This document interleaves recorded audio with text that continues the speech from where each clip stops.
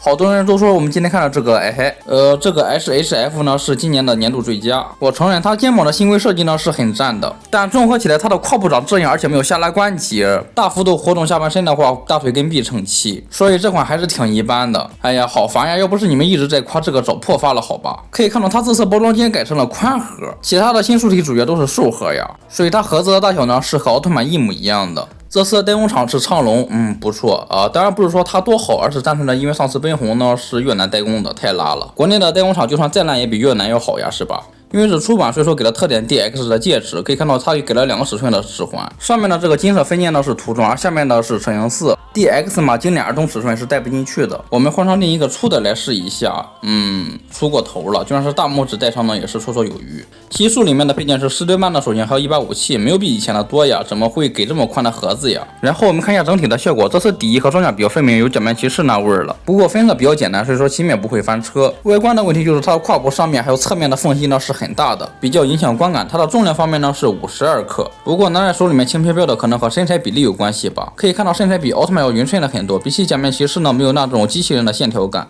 细节方面可以看到它的护目镜是360度环绕的一圈，应该是高亮面的涂装，而并不是透明件。上下凸起的金色装甲组成一个狼的造型，而中间隔离出来的红色呢，像是2颗红悠悠的眼睛以及一张血盆大口。往这方面想的话，还是怪吓人的。在肩胛上有5道凸起，给到了金色的分色。之前的 SHF 很少有给到这种带独立可动的肩胛造型，它这有着不错可动幅度的基础之上，并不会切割分件影响造型。而这次肩膀关节的可动幅度呢也是很大，因为它新规设计了，外观也美观了很多，没有割裂感，和胸部连贯的像是一体的设计。而这个胸甲可能是我先入为主了，总感觉像是没有图案的欧姿胸呀。底衣的细节蛮好看的，而且还给做出来了褶皱效果。不过中间这一粒一粒的细节，侧面是光滑面，大腿侧面薄软甲，小腿侧面是凸起的小装甲。要不为何我前面要说它像假面骑士来着？不过比起领衣凸起的小颗粒，它这些底衣看着更像是鳞片一样的细节。然后胳膊方面呢，哎呀，真的希望以后假面骑士也能做成这种肩膀，这防穿帮效果太完美了，而且还兼顾了正向可动。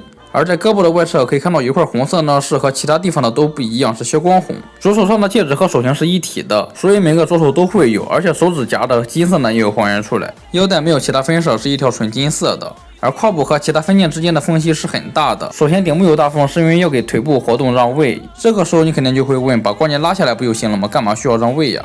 就是因为它没有下拉关节，所以说需要让位。原来这都考虑到了，实在是太体贴了。它是连泽塔那种小幅度让位都没有的。而侧面的大缝呢，是因为底下的防穿帮呢是又小又没有限位，所以说呢它会往下耷拉，就显得是没有起到防穿帮的作用。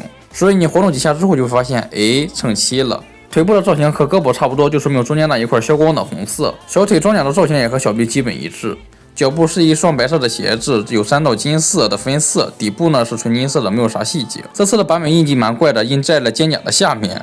可动方面低头幅度一般，抬头还可以，转动的话没问题。胳膊的平台可以超过100度，大风车会被肩胛干涉住。肩膀拉伸拴着幅度很灵活，但是前后的话会被肩胛干涉住，需要调整一下让位。大臂根可以平转，胳膊的曲轴幅度竟然只有90度，蛮怪的。手腕可动幅度不错，胸部前倾后仰幅度比较一般，转动的话没问题。胯部侧地的时候注意不要撑到漆面，然后就是注意角度的话能够侧地到70度以上。这次防穿帮可以说是限位和大小最小的一次了，防不住还往下耷拉，露出来底下的球形关节。既然它没有下拉，就说明新规关节了。可以看到它改成了弧形滑轨设计，和高达的一样。不是哥们儿，高达可以用这种，是因为它有前后左右的裙甲呀，挡住底下的小的可怜的胯部了。它这各关节之间紧密贴合，而且还有防穿帮关节，你这不合适呀，严重影响了可动还有外观。而且这个滑轨和高达的一样很紧，前提呢就当它只有80度，后提是45度吧，因为我真的掰不动。然后大腿根可以平转，屈膝幅度是120度左右。脚腕呢向内些地形不错，向外的话一般，脚尖也有可动，而且幅度还挺大的。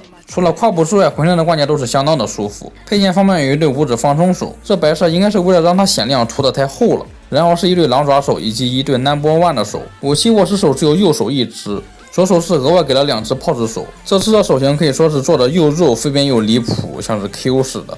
不过武器的细节和涂装呢是没问题的，透明件部分可以左右掰开，由于大拇指的干涉，其中一边只能达到90度。虽然这次是国内代工，不过还和奔红一样，手指头硬的掰不开，CS 的武器很困难。好，装进去了，装反了。